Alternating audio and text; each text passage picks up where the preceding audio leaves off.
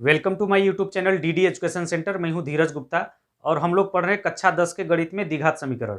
द्विघात समीकरण में प्रश्नावली 4.1 के सवाल नंबर 2 में तीसरे और चौथे सवाल को आज के इस वीडियो में हल करेंगे और सीखेंगे। इसके पहले वाले वीडियो में हम लोगों ने सवाल नंबर 2 में पहले और दूसरे सवाल को हल करके सीखा था। तो आइए वीडियो को शुरू करते हैं। तो देखिए आपका सवाल नंबर दूसरा क्या है, इसको एक बार मैं पढ़ देता हूँ। निम्न स्थितियों को द्विघात समीकरण के रूप में निरूपित कीजिए। आपको यहाँ पे क्या करना है कि निम्न स्थितियों को द्विघात समीकरण के रूप में निरूपित करना है। और इसमें सवाल नंबर 3 है। देखिए, रोहन की माँ उससे 26 वर्ष बड़ी है। उनकी आयु वर्षों में, यानी उनकी आय का गुणनफल अब से 3 वर्ष पश्चात 360 हो जाएगी। हमें रोहन की वर्तमान आय ज्ञात करनी है। हमें देखिए यहाँ पर रोहन की वर्तमान आयु ज्ञात करनी है, ऐसा सवाल में कह रहा है। तो आइए इस सवाल को हल करते हैं और सीखते हैं। आपका देखिए क्या हो जाएगा, रोहन की माँ उससे 26 वर्ष बड़ी है। उनकी आयु का गुणनफल 3 वर्ष पश्चात 360 हो जाएगा। तो हमें रोहन की वर्तमान आयु ज्ञात करनी है। तो सबसे पहले मान लीजिए कि माना रोहन की वर्तमान आयु x वर्ष है। माना रोहन की वर्तमान आयु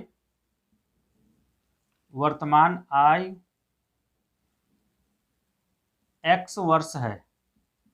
सबसे पहले आपको यह मान लेना है कि माना रोहन की वर्तमान आयु x वर्ष है। और फिर इसके बाद देखिए रोहन की माँ उससे 26 वर्ष बड़ी है। रोहन की माँ उससे 26 वर्ष क्या है, बड़ी है।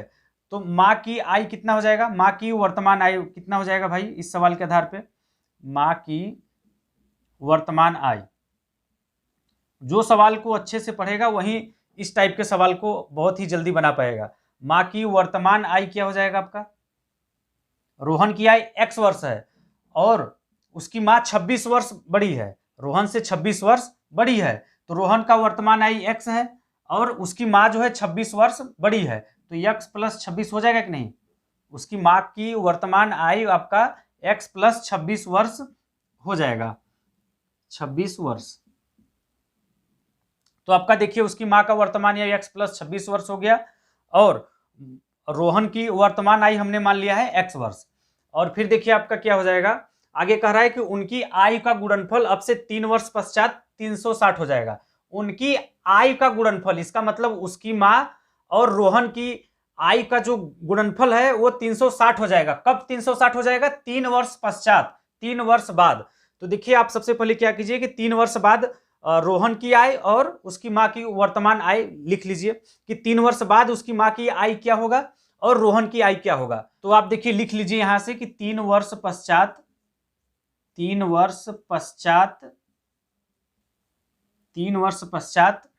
आपका देखिए रोहन की आय क्या हो जाएगा, 3 वर्ष पश्चात रोहन की आय क्या हो जाएगा 3 वर्ष पश्चात। तो वर्तमान आय कितना है, x वर्ष है रोहन की, और 3 वर्ष पश्चात आपका हो जाएगा x प्लस 3। और इसी तरह से उसकी माँ की आय क्या हो जाएगा, माँ की आय, ये माँ की आय कब निकाल रहे हैं हम, 3 वर्ष बाद। माँ की आय आपका हो जाएगा, देखिए माँ की आय बराबर माँ की वर्तमान आय कितनी थी, पहले x प्लस 26 था, अब जो है आपका हो जाएगा x प्लस 26 और 3 वर्ष पश्चात तो 3 इसमें जोड़ देंगे। तो आपका देखिए क्या हो जाएगा, माँ की वर्तमान आयु 26 3 कितना हो जाएगा, 26 3 हो जाएगा 29, x प्लस हो जाएगा 29। तो यहां से 3 वर्ष पश्चात रोहन की आय x प्लस 3 वर्ष और माँ की आय आपका x प्लस 29 वर्ष हो जाएगा। अब देखिए सवाल को पढ़िए, यहां पर 3 वर्ष पश्चात जो इन दोनों की आय का गुणनफल है वो 360 है। सवाल के अकॉर्डिंग आपका क्या कह रहा है कि उनकी आयु का गुणनफल 3 वर्ष पश्चात 360 हो जाएगी। तो 3 वर्ष बाद जो है उन दोनों की आय आपका x प्लस 3 और x प्लस 29 है और इसका गुणनफल 360 है, ऐसा सवाल में कह रहा है। तो इस सवाल के आधार पे देखिए मैं इधर हल कर लेता हूं। इन दोनों के आय का गुणनफल 3 वर्ष बाद जो है 360 है। तो आपका देखिए हो जाएगा x प्लस 3 एक कोष्टक में है, एक कोष्टक में क्या है आपका x प्लस 3 है, यानी रोहन की आय इंटू हो जाएगा आपका उसकी माँ की आय। उसकी माँ की आयु 3 वर्ष बाद कितना है, x प्लस 29, तो x प्लस हो जाएगा 29 और इन दोनों का गुणनफल है 360 के। इन दोनों का गुणनफल 3 वर्ष पश्चात क्या है, 360 है, तो बराबर हो जाएगा आपका 360। अब इसको हल कर लीजिए, जो द्विघात समीकरण आएगा वही आपका इस सवाल का द्विघात समीकरण होगा। तो देखिए आप यक्स का गुणा कर लीजिए इन दोनों में, तो यक्स का गुणा होगा यक्स में तो हो जाएगा आपका एक्स का स्क्वायर, और फिर यक्स का गुणा 29 में करेंगे तो प्लस हो जाएगा 29x, और फिर 3 का गुणा x में करेंगे तब का हो जाएगा 3x, और फिर 3 का गुणा ये 29 में करेंगे तब का 3 नवा 27 का 7 हो जाएगा, और 3 दूनी 6 दू 8 87 हो जाएगा, बराबर हो जाएगा इधर 360 के। और फिर देखिए पश्चांतर कर लीजिए, और आपका देखिए यहाँ से हो जाएगा एक्स स्क्वायर, और 29 3 मिलके हो जाएगा कितना प्लस 32x, और आपका देखिए क्या है 87 है, तो ये 360 इधर आएगा तो आपका हो जाएगा ये माइनस 360, यानी प्लस 87 और माइनस 360, और इधर बचेगा केवल 0। 360 को हमने पश्चांतर कर लिया इस साइड, तो माइनस 360 हो जाएगा। और फिर देखिए इसको घटा लीजिए, इसको घटा लीजिए, तो आपका देखिए एक्स स्क्वायर प्लस 32x, और फिर क्या कीजिए 360 में से 87 को घटाएंगे तो 10 में से 7 जाएगा, आएगा 3, और फिर बचेगा यहाँ पे 5, तो 15 में से 8 जाएगा, आएगा 7, और फिर आपका यहाँ पे बचेगा 2, यहाँ पे क्या बचेगा 2, और यहाँ पे माइनस चिन्ह लगा देंगे क्योंकि माइनस वाला मान बड़ा है, और बराबर हो जाएगा आपका 0 के। तो यहाँ से देखिए फाइनल जो द्विघात समीकरण के रूप में हमें निरूपित करना है वह द्विघात समीकरण ये हो जाएगा x square plus 32x minus 273 बराबर 0। ये आपका देखिए द्विघात समीकरण का ही एक रूप है, और द्विघात समीकरण के रूप में निरूपित कीजिए, यही करना था हमें। तो हमने देखिए द्विघात समीकरण के रूप में निरूपित करके आपको बता दिया है। और यहाँ पर जो यक्स है वही आपका रोहन की वर्तमान आई होगा, हमने जो माना है यक्स, तो वही ये जो यक्स है यही आपका क्या होगा रोहन की वर्तमान आई होगा। अगर आपको हल करके यक्स का मान निकालना है तो आप इस द्विघात समीकरण को हल करके यक्स का मान निकाल सकते हैं, लेकिन इस सवाल में हमें यक्स का मान नहीं निकालना है बल्कि द्विघात समीकरण के रूप में निरूपित करना था, तो हमने द्विघात समीकरण के रूप में निरूपित कर दिया है। अब देखिए दूसरे सवाल में, चौथा सवाल है आपका, एक रेलगाड़ी 480 किलोमीटर की दूरी समान चाल से तय करती है। यदि इसकी चाल 8 किलोमीटर प्रति घंटा कम होती तो वह उसी दूरी को तय करने में 3 घंटे अधिक लेती। हमें रेलगाड़ी की चाल ज्ञात करनी है। हमें क्या करना है, रेलगाड़ी की चाल ज्ञात करना है, और पूरा चाल नहीं निकालना है, हमें केवल द्विघात समीकरण, इस सवाल को देखते हुए द्विघात समीकरण के रूप में बदलना है। तो देखिए आपका क्या हो जाएगा, एक रेलगाड़ी 480 किलोमीटर की दूरी समान चाल से तय करती है। तो आइए इस सवाल को हल करते हैं। तो यहाँ पे देखिए सबसे पहले क्या कीजिए कि समान चाल से तय करती है, तो यहाँ पे मान लीजिए कि माना रेलगाड़ी की समान चाल x किलोमीटर प्रति घंटा है। माना रेलगाड़ी की समान चाल आपका x किलोमीटर प्रति घंटा है। यहाँ क्या कीजिए, सबसे पहले आप मान लीजिए कि माना रेलगाड़ी की समान चाल x किलोमीटर प्रति घंटा है। सबसे पहला काम आपको यह करना है कि रेलगाड़ी की समान चाल x किलोमीटर प्रति घंटा है, इसको मान लेना है, और फिर इसके आधार पे यह कुल कितनी दूरी तय कर रहा है, 480 किलोमीटर की दूरी समान चाल से तय करता है। तो आप यहाँ पे सबसे पहले निकाल लीजिए कि 480 किलोमीटर की दूरी इस समान चाल से तय करने में कितना समय लगा। तो आपका देखिए समय बराबर क्या होता है सूत्र, समय बराबर होता है आपका दूरी बटे चाल, दूरी बटे चाल होता है। और आपका देखिए समान चाल से रेलगाड़ी 480 किलोमीटर की दूरी तय कर रही है, तो समय बराबर आपका देखिए क्या हो जाएगा, समय बराबर आपका हो जाएगा दूरी बटे चाल। तो दूरी कितना 480 किलोमीटर तय कर रहा है, तो हो जाएगा 480 किलोमीटर बटे चाल। हमने रेलगाड़ी की समान चाल माना है x किलोमीटर प्रति घंटा, तो आपका हो जाएगा x किलोमीटर प्रति घंटा। और ये जो समय है ये आपका घंटे में आएगा, ये जो समय है आपका घंटे में आएगा, किलोमीटर से किलोमीटर कट जाएगा, केवल घंटा ही बचेगा। तो समय हमें मिल गया कितना, 480 बटे x घंटा। ये कब समय है, जब 480 किलोमीटर की दूरी अपने समान चाल से तय करती है, तो उसको 480 किलोमीटर की दूरी तय करने में 480 बटे x घंटे का समय लगता है। और फिर देखिए इसके बाद दूसरा कंडीशन है, इसको आपको समझना पड़ेगा, जो इसको समझ गया सवाल पूरा बना लेगा। यदि इसकी चाल 8 किलोमीटर प्रति घंटा कम होती, यदि इसकी चाल 8 किलोमीटर घंटा कम होती, इस बात को समझिएगा। पहले समान चाल कितना हमने माना था, x किलोमीटर प्रति घंटा, अब क्या हो रहा है, उसकी चाल जो है 8 किलोमीटर प्रति घंटा कम होती। तो अब देखिए यहां से देखिए आपका नया चाल क्या हो जाएगा, नया चाल कितना हो जाएगा भाई, नया चाल बराबर हो जाएगा आपका कितना, 8 किलोमीटर प्रति घंटा की कमी हो रही है। पहले कितना था, x किलोमीटर प्रति घंटा, और उसमें 8 किलोमीटर प्रति घंटा की चाल कमी हो रही है, तो x माइनस 8 हो जाएगा कि नहीं, बात को समझिएगा। नया चाल आपका हो जाएगा अब x माइनस 8 किलोमीटर प्रति घंटा। ये हमने कहां से प्राप्त किया, सवाल में कह रहा है यदि इसकी चाल 8 किलोमीटर प्रति घंटा कम होती तो हमने उसकी जो समान चाल थी उसमें से 8 किलोमीटर प्रति घंटा को घटा दिया तो हमें x माइनस 8 किलोमीटर प्रति घंटा मिल गया।